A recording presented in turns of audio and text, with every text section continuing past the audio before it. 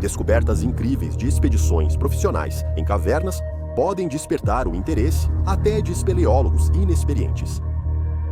Expedições solo em cavernas desafiadoras são perigosas e geralmente desencorajadas pela comunidade de espeleologia. Mas às vezes, a atração é muito grande e as consequências são devastadoras. Este é o desfecho fatal da tragédia da caverna Variovkina. Sergei Koziev vinha coletando informações sobre a caverna Variovkina por quase um ano. Ele era um marido e pai de 37 anos que participava de várias atividades de aventura. Essa caverna foi recentemente declarada a mais profunda da Terra, com mais de 1,3 milhas de profundidade. Há um sistema de cavernas lateral no fundo, que se estende por 500 metros com um labirinto de túneis e sumidouros. Apesar de ter explorado cavernas apenas 2 vezes, essa incrivelmente desafiadora se tornou uma ideia da qual ele não conseguia se livrar.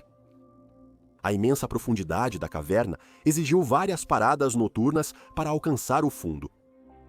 A equipe de espeleologia russa, Perovo-Spilio, estabeleceu acampamentos permanentes.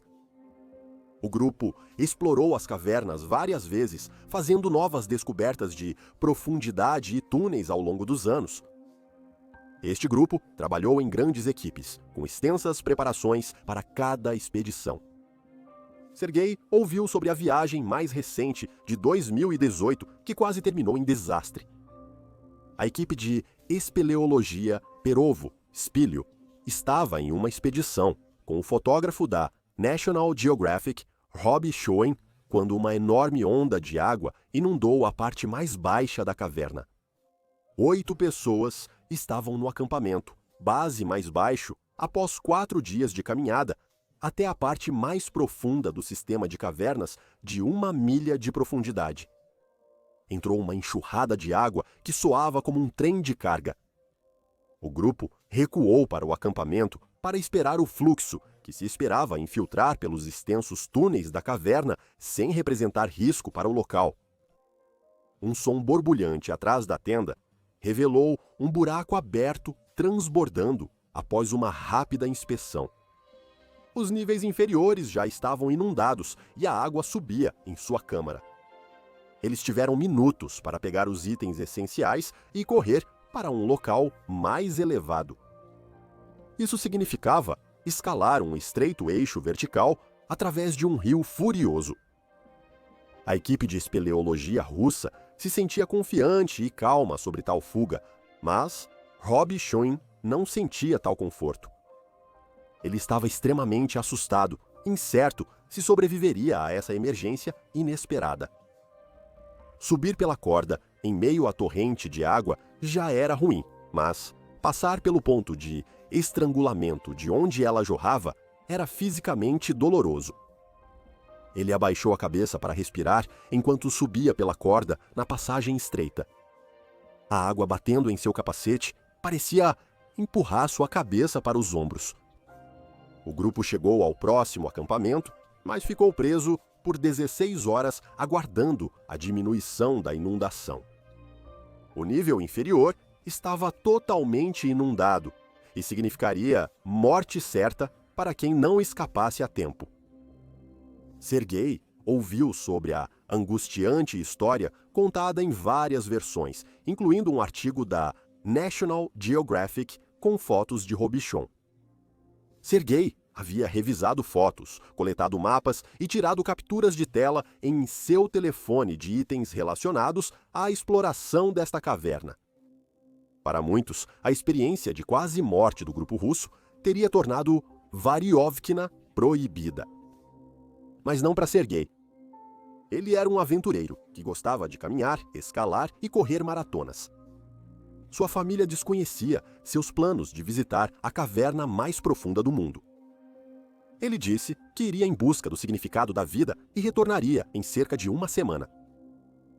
Em 1º de novembro de 2020, Sergei dirigiu de sua casa em Sochi, Rússia, até a caverna Variovkina. Foi uma longa caminhada pela lateral da montanha para chegar à entrada da caverna.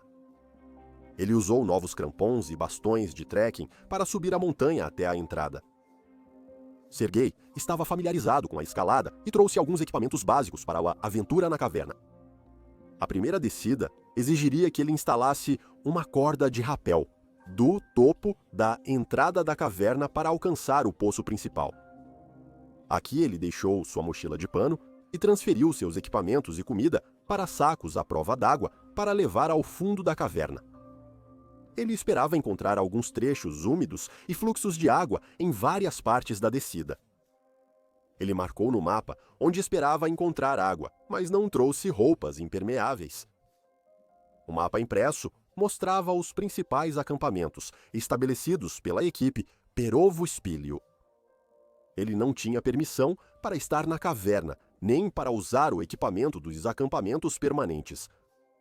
No entanto, ele planejava usar os acampamentos base para descansar entre as descidas até o fundo, mais de 1 quilômetro de profundidade na montanha. Ele tinha anotações em seu mapa com informações coletadas sobre passagens, áreas problemáticas e tempos esperados para atravessar cada seção. A equipe Perovo Spilio fez extensos preparativos com grandes estoques de suprimentos, comunicações instaladas e equipes de alpinistas para garantir a segurança na escalada de 3 ou 4 dias até o fundo da caverna. Serguei tinha apenas a si mesmo e os suprimentos que carregava. Parece que ele pensou que estava preparado para o que encontraria em Variovkina, mas ele estava errado. A primeira parte da descida foi por passagens de cavernas extremamente estreitas. Seriam mais de 1.200 pés de espeleologia desafiadora, com diversas bolsas de suprimentos para arrastar e empurrar pelos apertos estreitos. Serguei alcançou o primeiro acampamento a 1.250 pés. Este acampamento é a área de preparação para a maior queda vertical em todo o sistema de cavernas. O Poço Babatunda tem incríveis 500 pés de profundidade. Isso exige uma descida de corda direta até o fundo desta enorme caverna sem acesso a bordas ou paradas. A equipe PST tinha um sistema de corda no local, permitindo que um alpinista descesse no poço usando uma corda de fricção e subisse de volta com ascensores de mão e estribos de pé. Ele observou que demoraria 6 horas para ir da entrada até ao fundo do poço. Suas anotações também indicam que ele estimou que a viagem de volta levaria 2 horas a mais do que a descida neste poço. Para Serguei, olhar para baixo naquela incrível profundidade deve ter sido assustador. Ele reorganizou suas bolsas e deixou uma menos essencial no acampamento 1. A equipe PST tinha uma grande configuração de iluminação para que todos pudessem se ver. Serguei teria sua própria lanterna de cabeça, com alcance limitado. Quando Serguei se abaixou na cova, ele pode ter ficado extasiado ao encontrar a aventura que procurava, ou estressado ao ver a condição da queda. Isolamento central, que tornaria o retorno para cima um verdadeiro desafio, sem escalada em parede ou rapel. Apesar de seus sentimentos, Serguei se abaixou na cova usando o equipamento PST e seguiu para baixo no sistema de cavernas. O fundo da cova terminava a poucas centenas de pés do acampamento 2 a 2.000 pés. O acampamento 2 era um acampamento permanente estabelecido pela equipe Provo Spilio. Eles esvaziaram em grande parte os acampamentos, mas deixaram alguns itens armazenados a longo prazo. Havia uma tenda, gás para aquecimento e cozimento e alguns itens de comida não perecíveis como ketchup. O intrigante na viagem de Serguei é que ele planejava ficar ausente por 1 semana, supostamente o bastante para ir até o fundo e retornar, segundo o cronograma da equipe PST. Ele passou cerca de 6 ou 7 dias no acampamento 2 a 2.000 pés de profundidade. Neste ponto, ele provavelmente estava preocupado com a viagem de volta pelo Poço Babatunda. Sua descida para o poço pode ter começado facilmente, mas 500 pés é uma longa distância para uma descida controlada. Ele estaria fresco e forte, usando sua energia para superar o esforço exaustivo. No entanto, Serguei se viu em uma situação devastadora. Ele notou tarde demais que havia esquecido ou calculado errado um item crucial de seu equipamento de escalada. Ele não tinha estribos para os pés. Durante dias, Serguei tentou escalar de todas as formas imagináveis. Ele provavelmente tentou escalar as rochas ao redor do perímetro, mas isso era impossível com os ângulos, distância e equipamento que tinha. Escalar uma corda apenas com ascensores de mão é impossível. Puxar o próprio peso para cima repetidamente, sem usar as pernas e sem um lugar para descansar, é uma façanha impossível. Serguei usava seus recursos de comida no acampamento 2, sem o equipamento adequado para subir novamente. Os 6 dias que ele passou no acampamento foram provavelmente preenchidos com esforços heróicos para tentar subir e períodos de descanso para recuperação. Suas únicas opções agora eram aguardar resgate ou achar um modo de escalar para fora. Ele estava em uma caverna raramente visitada e ninguém sabia que ele estava lá. Esperar significaria morrer de fome ou congelar quando o gás acabasse. Ele passou dias tentando de tudo para conseguir escalar e sair. A cada dia ele ficava mais fraco, com pouca comida sobrando. Independentemente de seu raciocínio, Serguei decidiu descer para o próximo acampamento, após pelo menos 6 dias no acampamento 2. Ele provavelmente buscava comida e mais equipamentos de escalada. Se ele conseguisse localizar um par de estribos e um pouco de comida, então ele poderia possivelmente escalar 1000 metros de volta ao topo.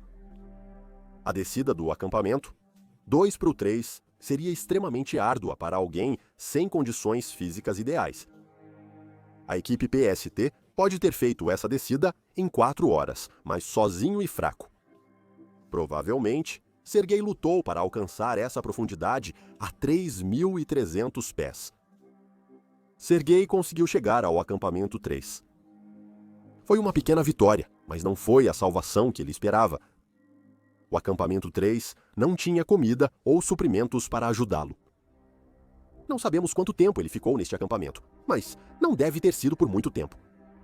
Ele provavelmente estava molhado, com frio, faminto e exausto. A única chance de sobrevivência seria adentrar ainda mais no sistema de cavernas. Ele tinha seu mapa e sabia que havia outro acampamento cerca de 1000 pés abaixo. Provavelmente exausto, ele tinha a vontade de sobreviver o impulsionando. Pensamentos sobre sua família certamente o fariam resistir ao desejo de simplesmente parar e adormecer.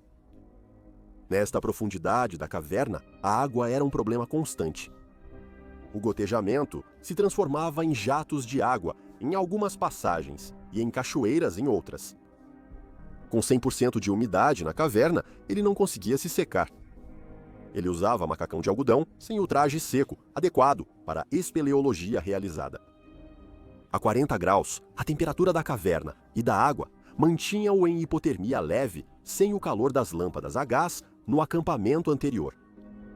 Serguei precisava continuar se movendo para evitar hipotermia severa, mas estava exausto e sem comida para energia. A única solução era prosseguir. Serguei pegou seu equipamento e se abaixou da borda. O que ocorreu nos próximos 300 pés é um mistério. Acredita-se que Serguei morreu de hipotermia.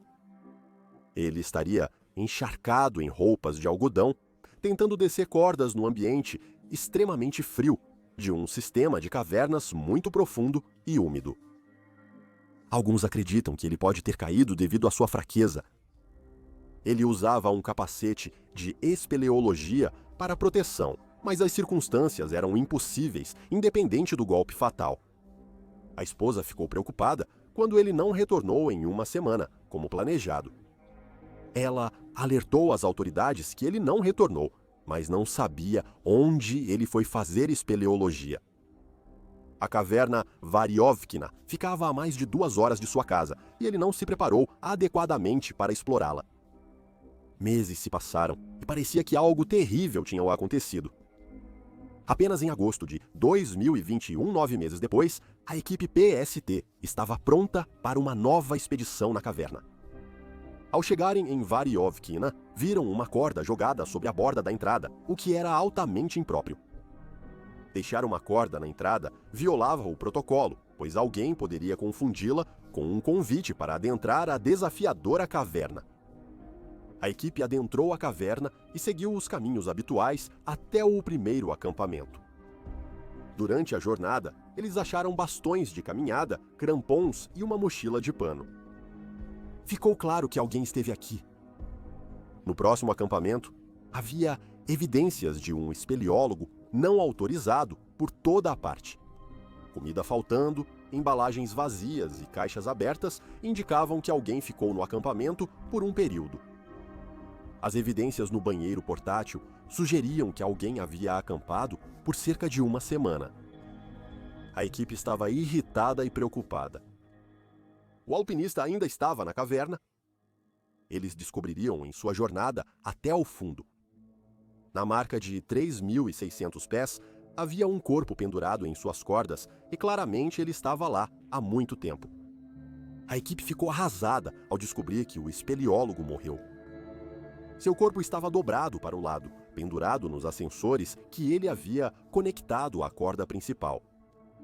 Abaixo dele, havia 2 bolsas de plástico para a espeleologia. Ele portava 2 celulares e uma faca multiuso.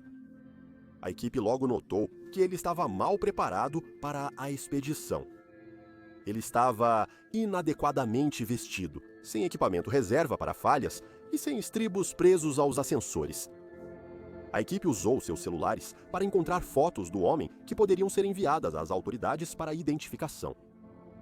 A terrível realidade para a esposa foi agravada pela impossibilidade de retirar o corpo dele da caverna para o enterro.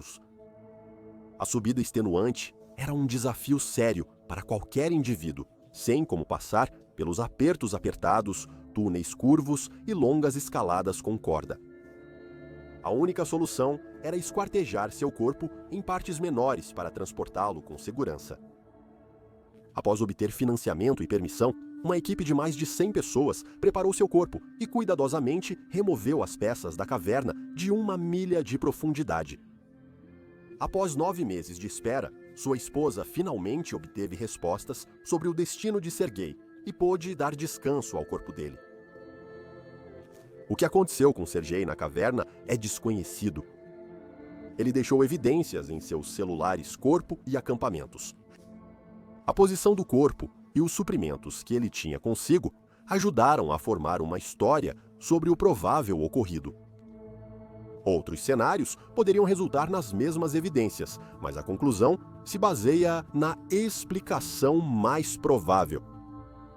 Não podemos conhecer seus pensamentos, mas certamente nos identificamos com o que ele deve ter sentido. Ele tentou um desafio incrível e, infelizmente, perdeu a vida.